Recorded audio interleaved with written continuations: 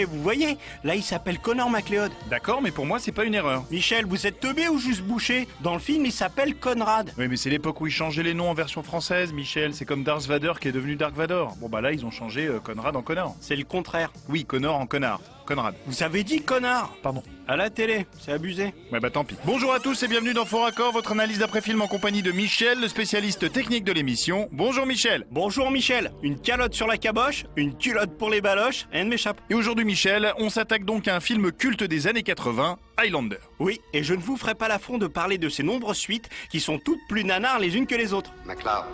Je commence avec le premier combat du film, dans lequel MacLeod affronte Fazil. Fazil. Fazil qui porte de belles lunettes de soleil. Oui, ce qui n'est pas forcément judicieux pour se battre dans un parking. C'est sûr. Maintenant, j'avance un peu. Voilà, le combat est engagé et Fazil va perdre ses lunettes. L'occasion pour le réalisateur de caser ce plan très esthétique qui nous montre Fazil en train de se carapater. Ok, j'avance encore un tout petit peu. Notre ami réapparaît, pose, Avec ses lunettes. avec ses lunettes.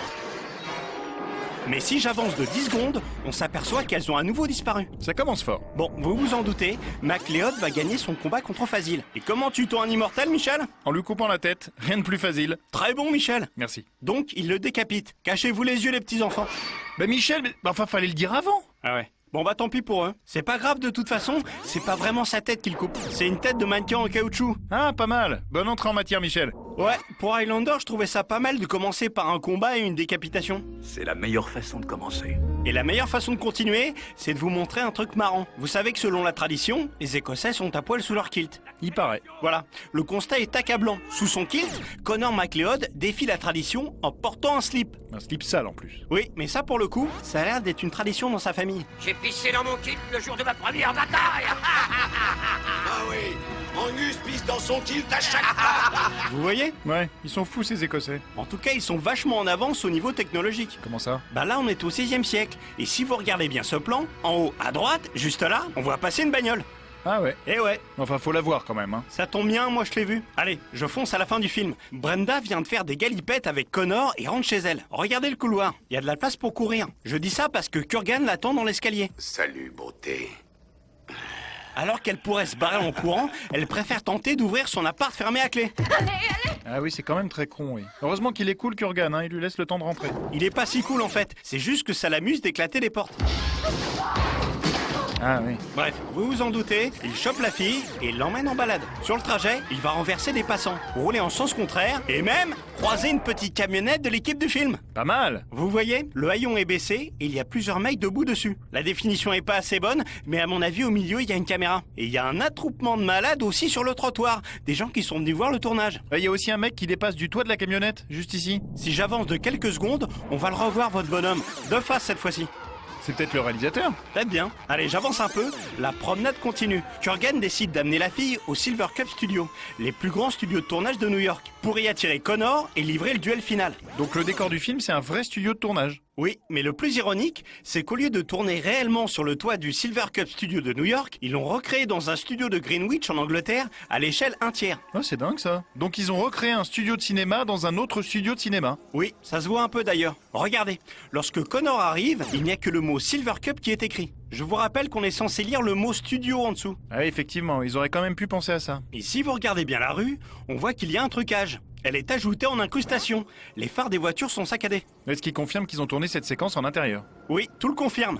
Car un peu plus tard, lorsque l'enseigne se casse la gueule, l'arrière-plan fait très décor de cinéma. Ah, c'est clair. Et en même temps, ça paraît logique qu'ils aient pas cassé la vraie enseigne. Oui, valait mieux en construire une exprès pour le film, parce qu'il la ruine littéralement. D'ailleurs, ils font pas dans la dentelle. Là, on voit tellement les câbles qui servent à tirer l'échafaudage que les mecs des effets spéciaux ont fait passer des éclairs dessus pour justifier leur présence. Vous êtes sûr que c'est pas voulu? Oui, il paraît même que l'équipe voulait refaire une prise à cause de ça, mais que c'était impossible tellement ils avaient tout fracassé. Eh mais les mecs, ils sont juste en dessous quand même. Vous avez vu ça? C'est pas un peu dangereux? Si, mais c'est pas les vrais acteurs. Regardez ce cascadeur. Il porte une espèce de bonnet de bain ridicule pour imiter le crâne chauve de Kurgan. Ah, c'est pas mal. Un autre exemple, la fille est réellement en haut de l'échafaudage, mais elle ne court pas le moindre risque. Elle est tenue par un câble de sécurité que la production n'a pas jugé utile de dissimuler. En tout cas, c'est sans danger pour elle. C'est bizarre de voir ça. On dirait vraiment qu'ils ont tourné dans la précipitation. Tout le monde a ses petits problèmes. T'as pas d'excuses. Moi, je retourne au combat final. J'ai un truc original à vous montrer. Ouvrez l'œil, Michel.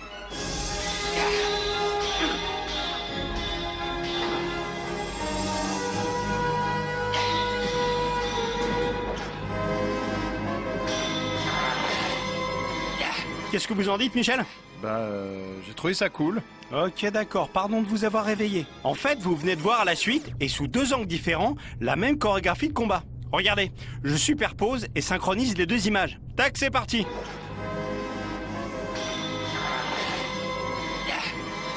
Ah, effectivement, c'est vraiment flagrant. Ah bah oui, bah c'est facile maintenant. J'ai pas dit le contraire. En tout cas, c'est une bonne idée, ça rallonge le combat et on y voit que du feu. Vous y voyez que du feu, moi j'y vois très clair. Je suis différent de vous. Parce que tu es venu au monde différent. Les hommes te craindront. Et essaieront de se débarrasser de toi. Je sais, Ramirez.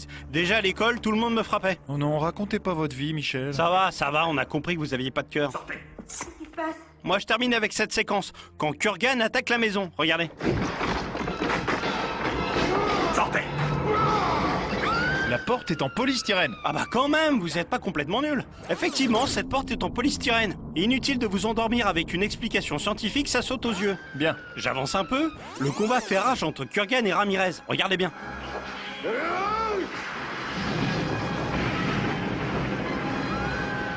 Vous n'avez rien vu? Non. J'en étais sûr. Alors regardez mieux, Michel, car ici, vous allez voir apparaître le technicien qui sert à pousser les rochers en carton. Oh, le truc de ouf. Et comme c'est pas tous les jours qu'on voit ça, je vous la repasse. Tac, c'est cadeau. Très bonne conclusion, Michel. Sauf que c'est pas la conclusion. Vous aviez dit que vous terminiez Bah avec j'ai cette- menti. Je termine avec cette scène dans laquelle un petit vieux vient taper l'incruste. Regardez, c'est lui, là. Il s'approche du poteau et il prend une pose de dandy pour passer à la postérité. Oh, c'est marrant, ça. Par contre, il a pas dû comprendre que c'était une caméra. On dirait qu'il attend le flash. Ou alors il est mort. Michel. Oh, je plaisante. Bon, là, vous avez terminé? Oui. C'était quand même une très bonne conclusion, Michel. Merci Michel. Et n'oubliez pas les amis. Il ne peut en rester qu'un.